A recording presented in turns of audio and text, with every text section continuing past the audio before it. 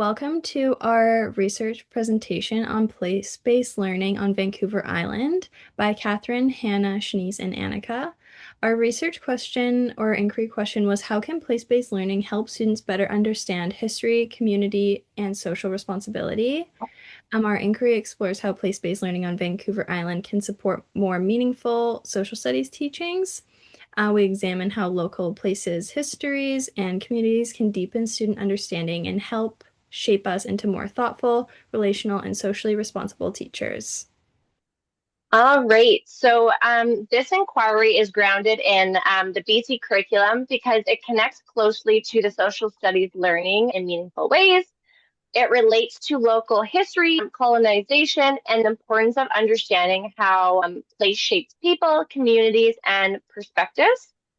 It also connects to key curricular competencies such as asking questions, gathering, interpreting information, gathering viewpoints like perspectives about significance, evidence, and ethics.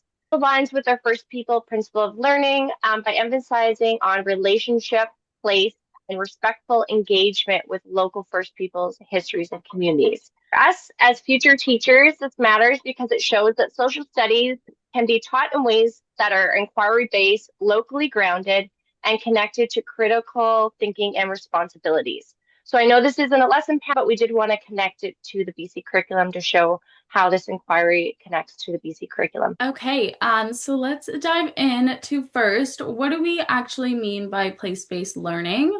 At its core, it's going to start with what is already around the students. So this includes the land, the people, and then their stories.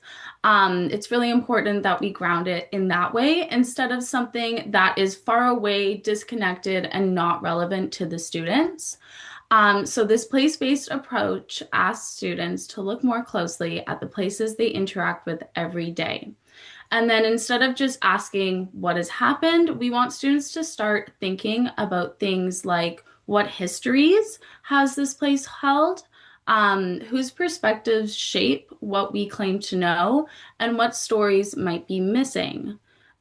So in Victoria, this means recognizing that we are on the Lekwungen territory, the traditional land of the Songhees and Esquimalt nations. So that this means that the places that students move through every single day are a big part of ongoing Indigenous histories and relationships. A local example of this would be Beacon Hill Park. It's very usually seen as just this common public park, but in reality, it has many layered histories that are shaped by long-standing Indigenous presence and then later colonization. So looking at a place like this helps students see that history isn't separate from where they are and who they are. It's built into the land itself, and it's still important to this day. I really love place-based learning as it makes things a bit more meaningful and pushes students to question what we know and dive a little deeper.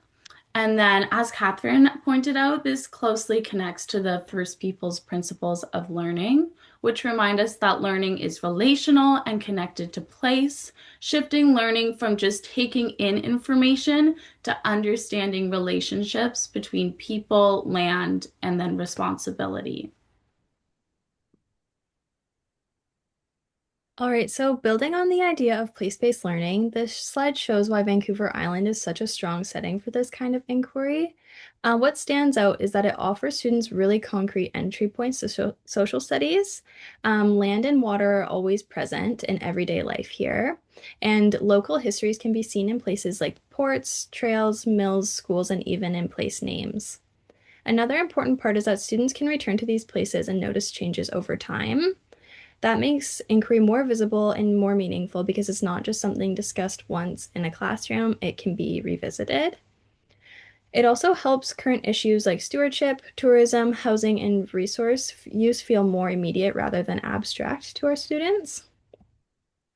A good example of this would be the Inner Harbor in downtown Victoria. It might seem just like a tourist space or somewhere in the city, but it's actually a site that was shaped by colonial trade, development, and located on the Lekwungen territory with ongoing Indigenous presence. Even the removal of the James Cook statue shows how communities reevaluate whose histories are being represented in public spaces. So, in this way, place-based learning helps students see that history is connected to place, perspective, and evolving ideas about social responsibility. But looking at place in this way also means recognizing that these sites hold layered, tr sometimes difficult truths and histories.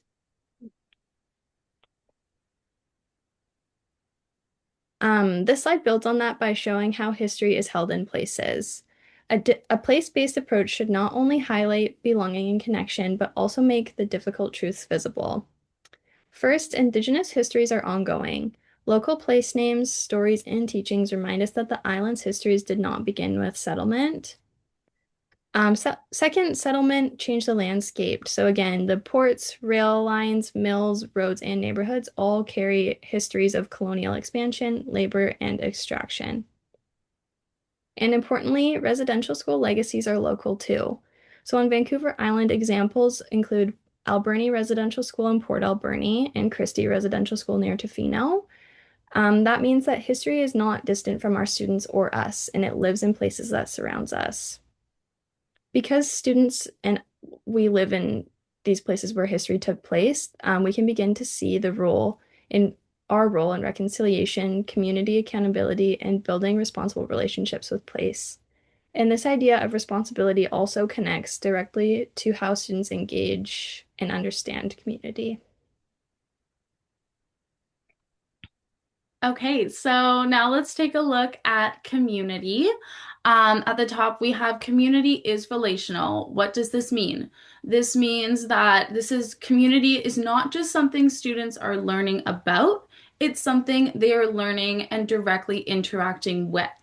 Community helps students build a sense of belonging and identity. It's really important for our students to connect to the local people, cultures, and everyday spaces around us.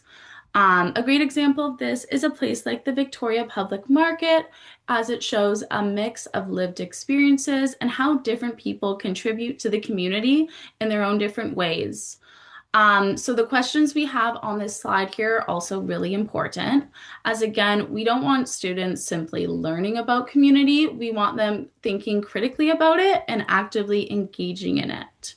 There are so many ways that we could do this, but we'll start with learning from local nations and knowledge keepers and engaging with teachings connected to the Lekwungen territory.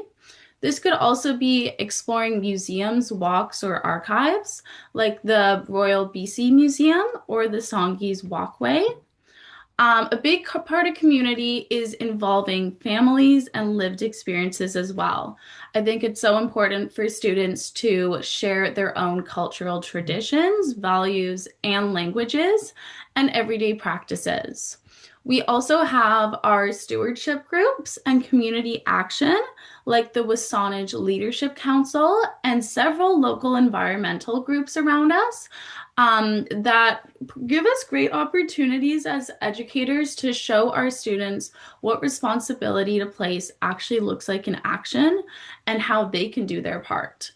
So ultimately, when you learn with the community, you're not just participating. We're also teaching our students to listen, to be respectful, and to understand that knowledge comes from a big vast of different perspectives and experiences, and all are equally value and important to recognize.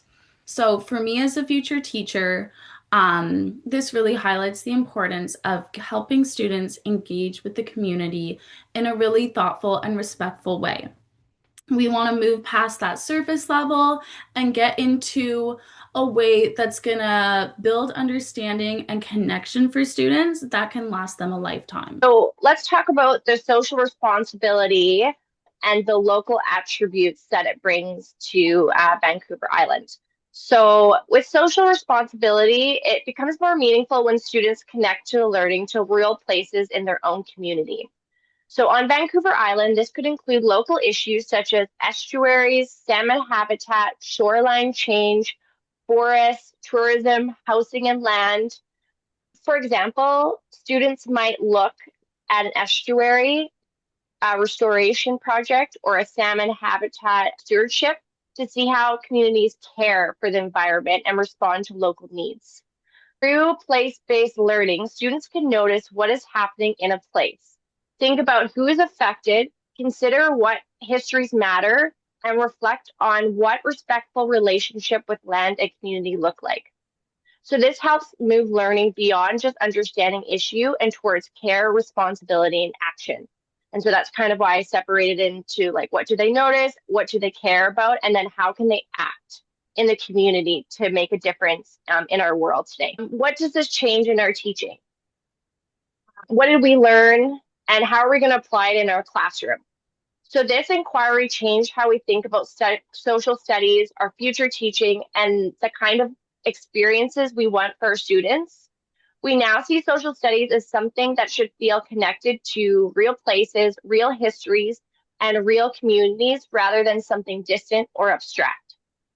It also made us think differently about community. Instead of treating it as just a topic to learn about, we began to see it as something relational that students learn with and through. We also started to think about citizenship in a more meaningful way, not just an idea, but as responsibility shown through care and action. In our teaching, this means beginning with local place, stories, and community voices, asking critical questions about perspective and fairness, including voices that are often left out, and helping students connect social studies to reflection, stewardship, and responsible action. We want our students in the community and be able to see those issues firsthand and be able to make a difference. You know, even if it's a small amount of difference, we want them to have that opportunity and real hands-on experiences. Thank you for listening to our inquiry presentation today. We hope that you enjoyed hearing about what we've learned in regards to social studies and place-based learning and how we're going to apply it in our teaching. And we are going to be including all of this in our reference list as well.